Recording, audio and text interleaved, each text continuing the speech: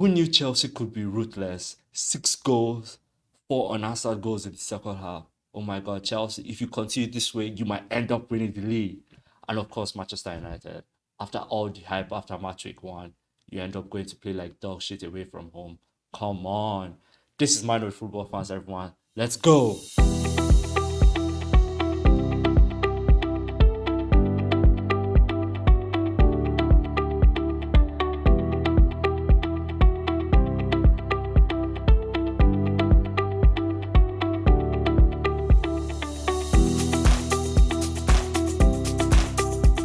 Hello, everyone. Welcome to Minor Football fans. So glad you could join us on another episode.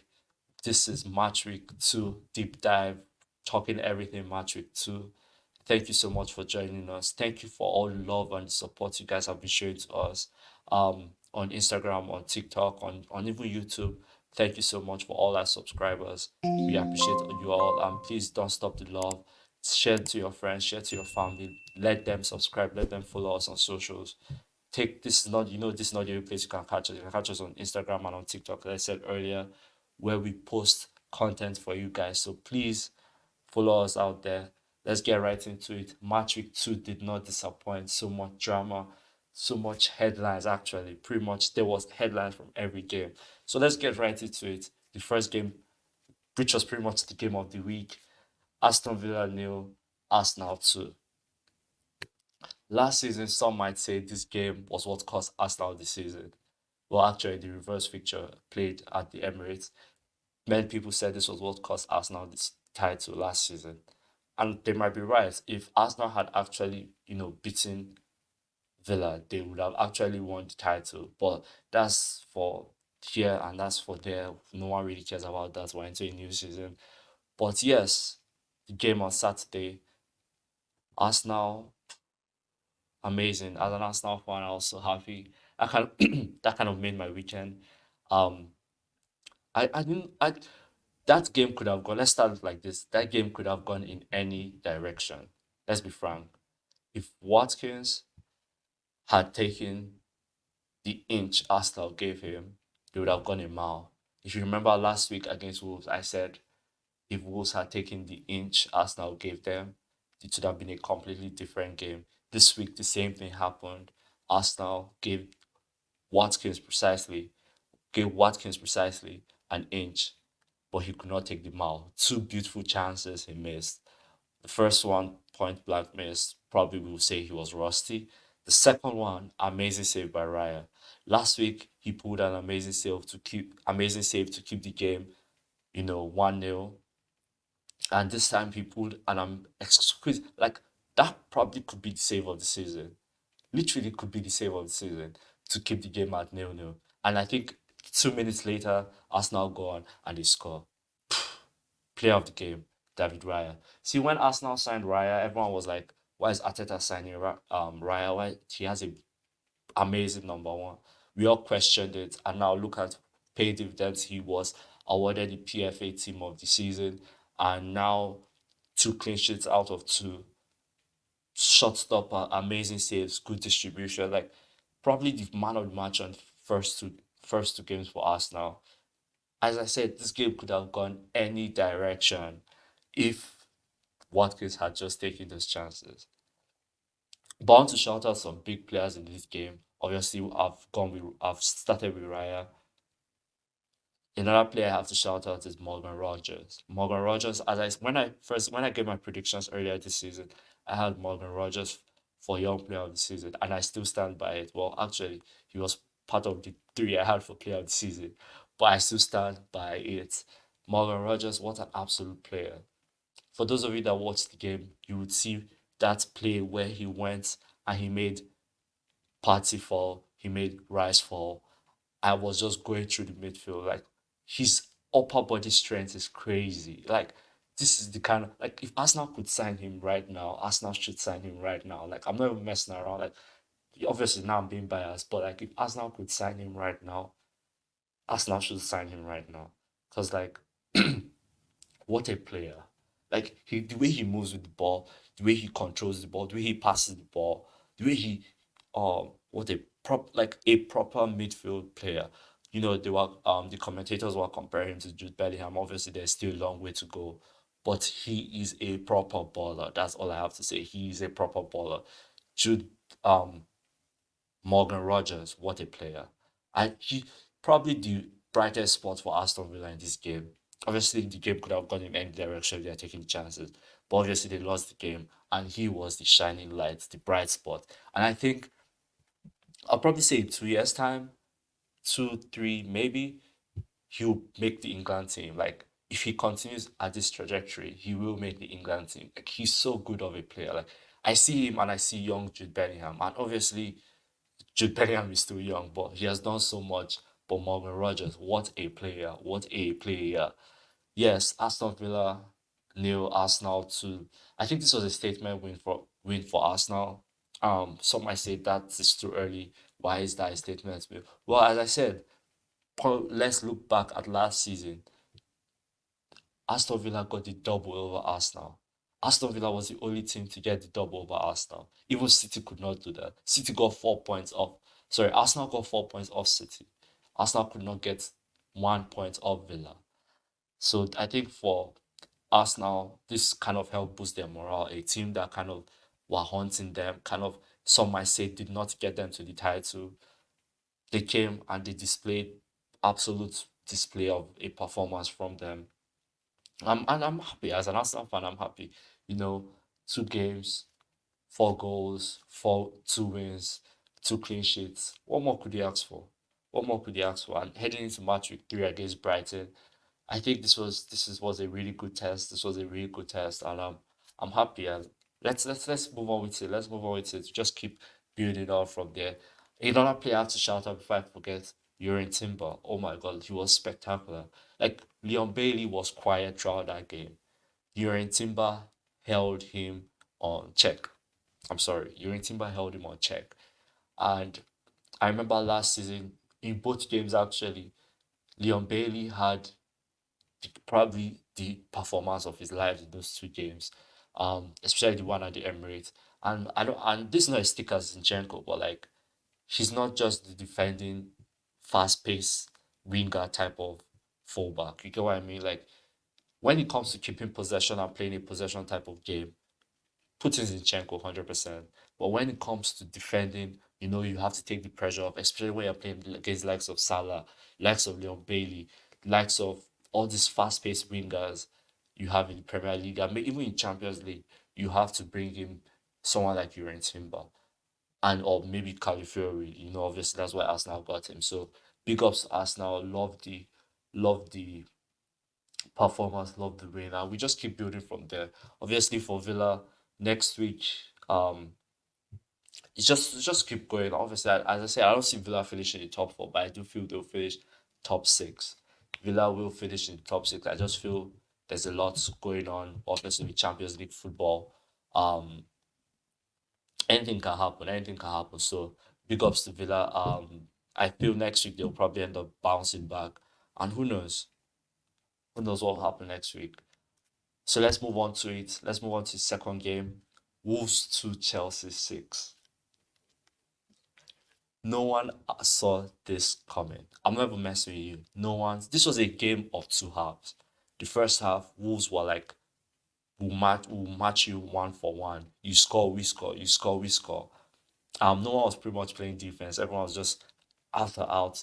I remember Chelsea's second goal, Cole Palmer's goal, three touches, and it was a goal from Sanchez to Jackson, Jackson to Palmer, Palmer to goal, boom, goal. And Wolves were ready to compete in the first half. Wolves were ready to give it everything. But second half, Chelsea came and took control of the game. You kind of saw what Chelsea are all about in the second half, especially the combination of Noni Madueke, Cole Palmer, and Dewsbury Hall when he came on with Jackson. You saw that front four combination if you watched the game. So beautiful to see. It's beautiful to see Chelsea actually play proper football. So big ups to Chelsea. Loved it. And I have to shout out one player, and obviously we all know who that is. Actually, I'll shout out 2 players, but the first one will be Noni Madueke. Absolute shithousery from him. Last, if you did follow it, the night before the game, obviously they're in the hotel, and he posts something on his Instagram, and he goes, "This place is absolutely terrible," referring to Wolverhampton, and he then a few minutes later he then goes, "Oh, wrong account. You guys are fast," and he deleted it. And throughout the game, they were giving him shit, like they were booing him absolutely. Every time he had the ball, all you heard were boos, boos, boos from the Wolves fans. And fair enough, right? Obviously, calling the whole city of Wolverhampton shit wouldn't make you a fan's favorite. And he was like, okay, since you guys are booing me, 3 goals, I'm giving this to you guys. And he goes and he scores three. Wow, I did see that coming. Obviously, the goals weren't big as goals, but they took some finishing ability to be able to convert those chances. So big ups to Madueke. As I said, absolute shithousery from him. He literally didn't have to do this. Like you calling them out and then you bagging 3 goals against them is just like crazy, right? Another player I had to shout out, obviously, Cole Palmer, and he had a goal and a hat trick of assists. What a player!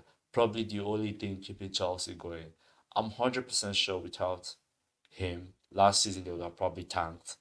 And again, this season, obviously, obviously they have other playmakers, but I think Cole Palmer is the main playmaker. Without him, Chelsea would just find it a little bit difficult to gel and find their groove. But big ups to Non Madueke and big ups to Cole Palmer. Had absolute games of their lives. So yeah, good game by Chelsea.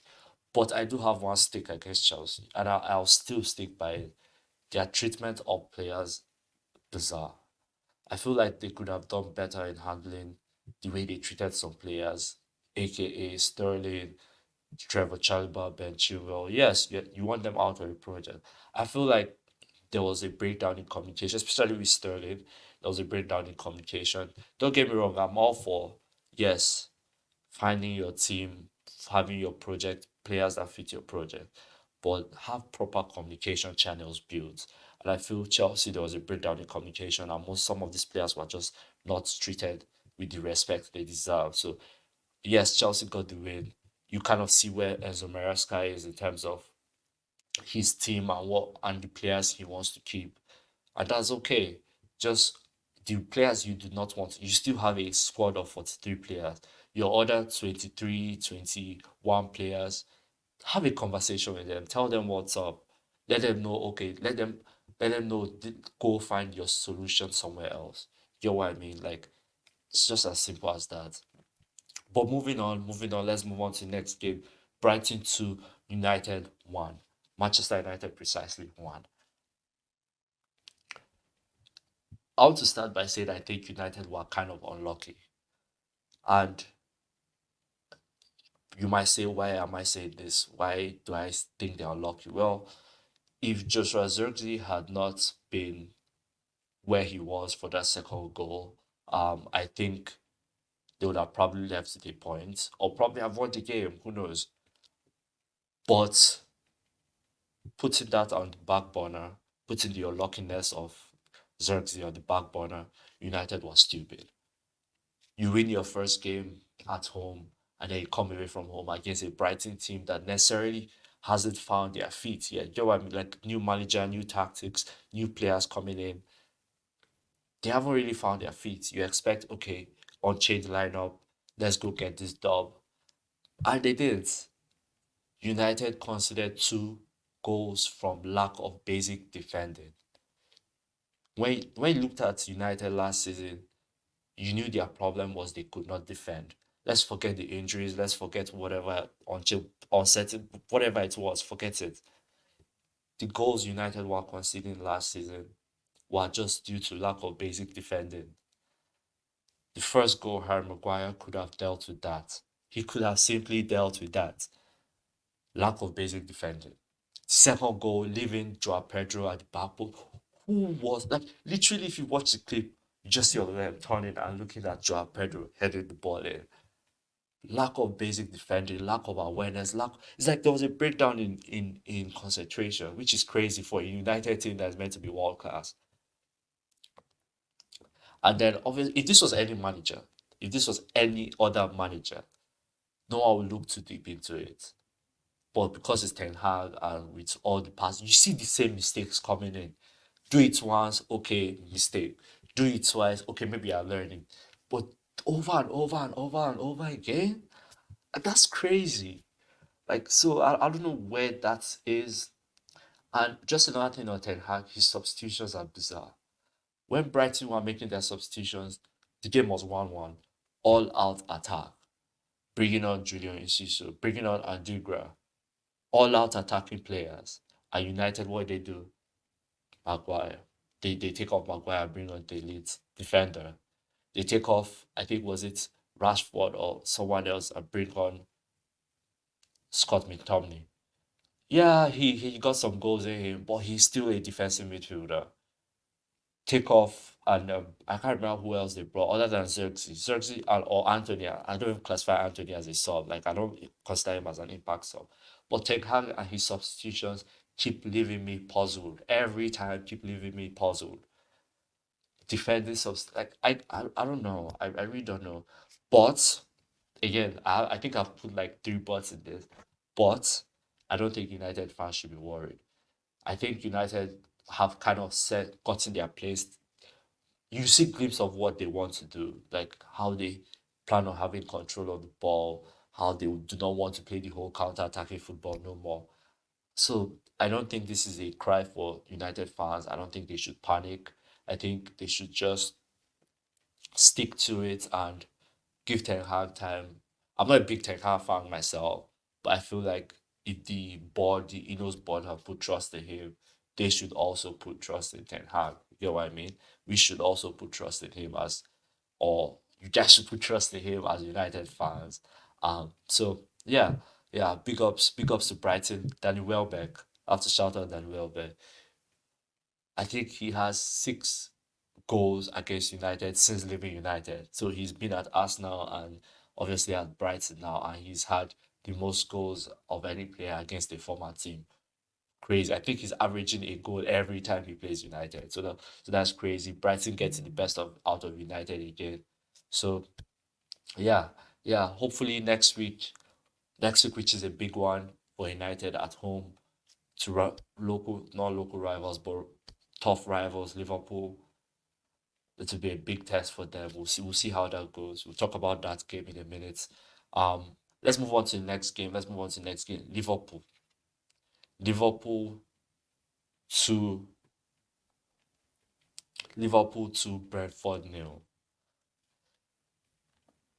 Okay, so Liverpool first 2 games have looked very comfortable, I must say. Liverpool's system has definitely changed. And the slot has brought in a kind of, I would say, calmness to Liverpool. Um, they go once something isn't working, once for Liverpool, once something that is meant to be working isn't working, and the slot changes it like this, like he doesn't hesitate, he changes it really quickly. So I think this Liverpool team, obviously they will have some obstacles. I said they are playing United next week. Um, so I think for this Liverpool team, just that sense of calmness and a sense of balance to the team, I think has been really refreshing for them.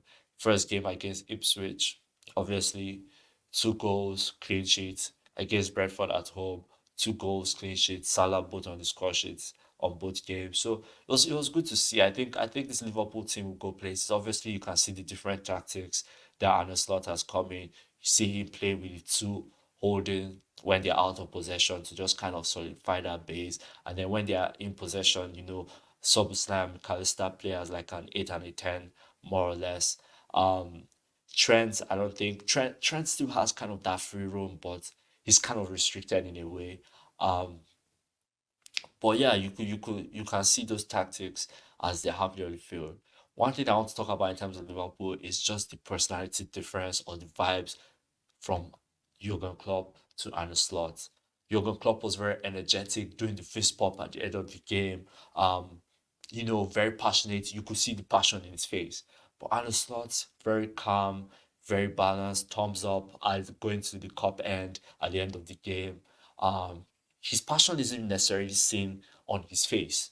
His passion is seen in the style of ball, his style of play. And that's okay. Two different styles. Liverpool fans will just kind of have to get used to the new calmness and the new balance that Arne Slot is bringing in, if that makes sense. Um, Anfield wasn't as loud as it usually is.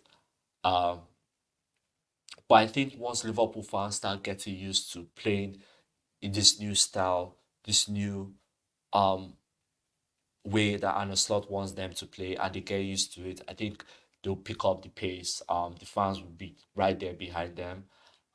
Obviously, Liverpool fans wanted more goals, but Arne Slot just wanted control of the game. They were already 2-0 up, and he just wanted control, and that's okay. That's okay. He mustn't necessarily get six like Chelsea or four like City. No, no, no. 2-0 up, have control of the game, see it out. Simple. And I think that is really good for this Liverpool team.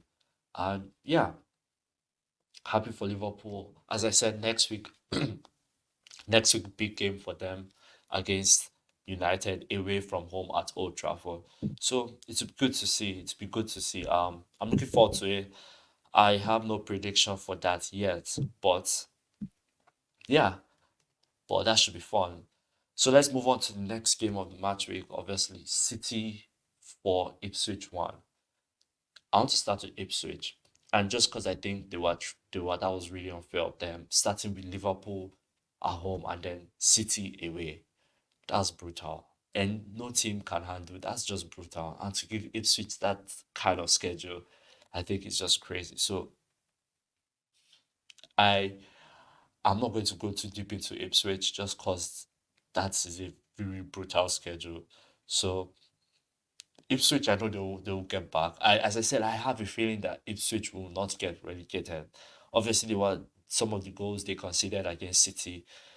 They could do a better job, especially the goalkeeper could do a better job in fixing those mistakes. But I think overall, as I said, I do not see Ipswich getting relegated. I think they'll probably get their things or their business in order very soon. So that's all I'll say on Ipswich. But then on City, Haaland doing Haaland things. De Bruyne, Haaland with his hat-trick almost nearing Aguero's record. I can't remember the exact number at the top of my head. But that's all I can say is City doing City things. And City are not yet in full mode. That is what scares me. Obviously, I still have Arsenal winning the league.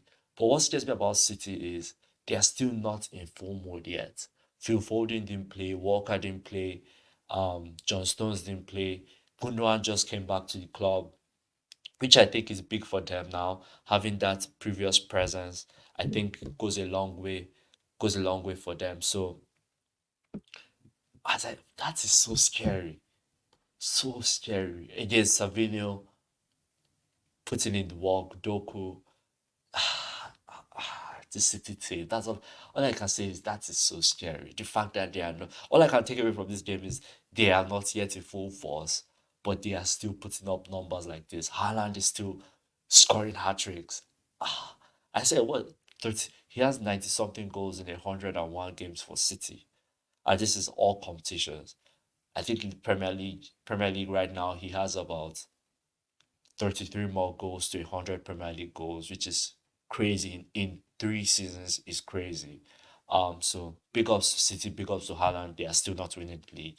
So we'll move it on from there. Moving on to another game. Local North London rivals, Spurs, Tottenham Hotspur, putting four past Everton. Everton, Everton, Everton. There's a lot going on with Everton Football Club. And I know I didn't have them in my relegation prediction, but I don't know if they should be scared because there's just a lot going on. They are losing players, um, really key players. Obviously, they lost Onana. There's a chance they might lose Dominic, their striker Dominic. Yeah, Dominic Calvert-Lewin. Yeah. Um, I don't know. I still do not see them getting relegated. I don't see them fighting for relegation. They could literally just play absolute shite football from now till the end of the season, from now till like maybe February, and then February just come and win like the next 5 games and bam, they are safe. So I'm not too worried about Everton. Sean, I know Sean Dykes. I know what he can do. I think the board needs to put this last few days of the transfer window, the board needs to go all in and just get players, get not I don't say quantity, but they should get quality. And if they could get quantity as well, they should go for it too. Um, just get those players and help Sean Dyche. Because when Sean Dyche has these players, he knows what he can do. We know what we can do. We know what they did last season, even with the point deduction. So yeah, that's all I'll say on Everton. Spurs obviously, Bissouma came back from his Bissouma came back from his suspension. If you didn't know that, he was suspended his first game by the club due to a video he posted online, but he's back. He came back. He started this game and he scored the first goal. So big ups to him. Son doing some things, obviously scoring goals. Madison assisting. Romero also getting in on the action too. So big ups to Spurs. I really will not hype them up too much. After falling last week to Leicester, after we all the control and possession they had, it was good to come out at home and dominate a not so good Everton. Um, yeah, West Ham. Sorry, let's move on to the next game. Crystal Palace nil, West Ham 2. Um, I don't know what's going on with Palace, to be honest. I had them as my underachievers, and obviously there's still a long way to go in the season, but lose back-to-back games. I don't know what's going on. West Ham looked like they were in it. The groove, they were flowing, pretty much dominated the game and took their goals pretty much well. Suchek and Bowen taking their goals very well. But Palace, I don't know if I should be worried.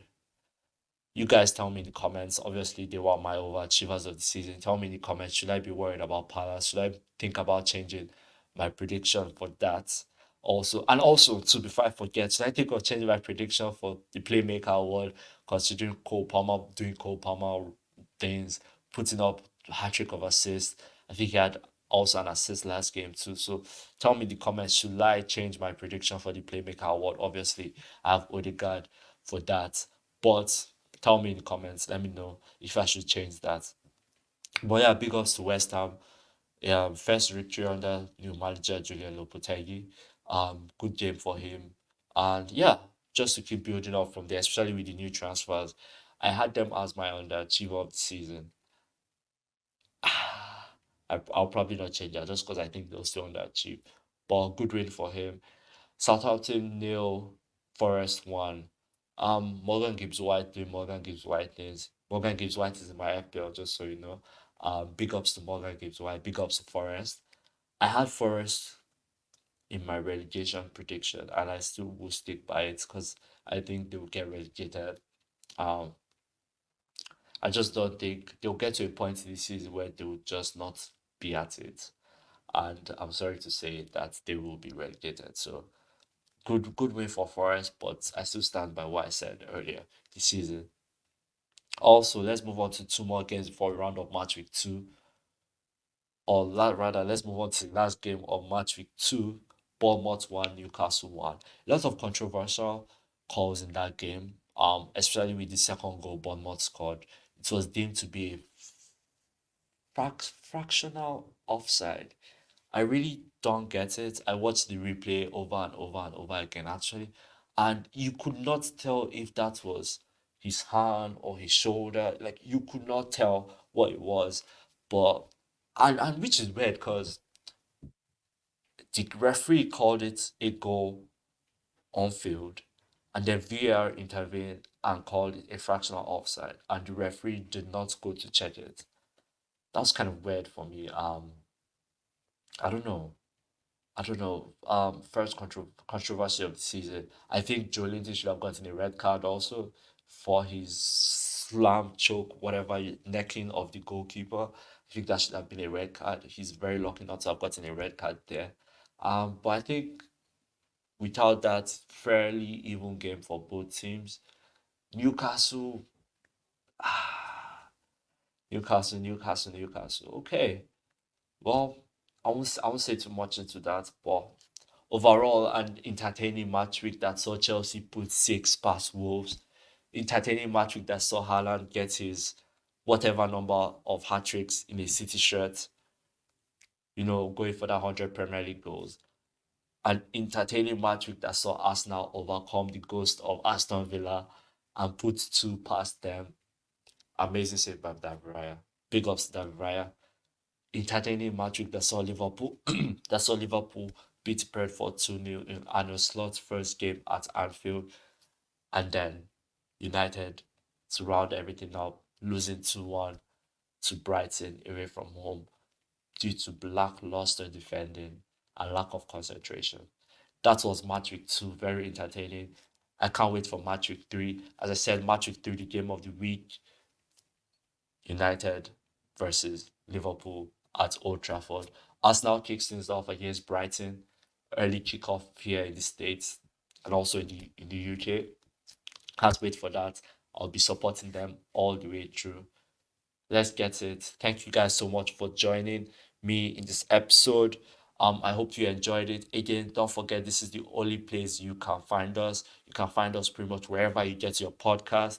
And you can find us, check out our socials at Mind on Football Fans on Instagram and on TikTok, where we post amazing content for you guys.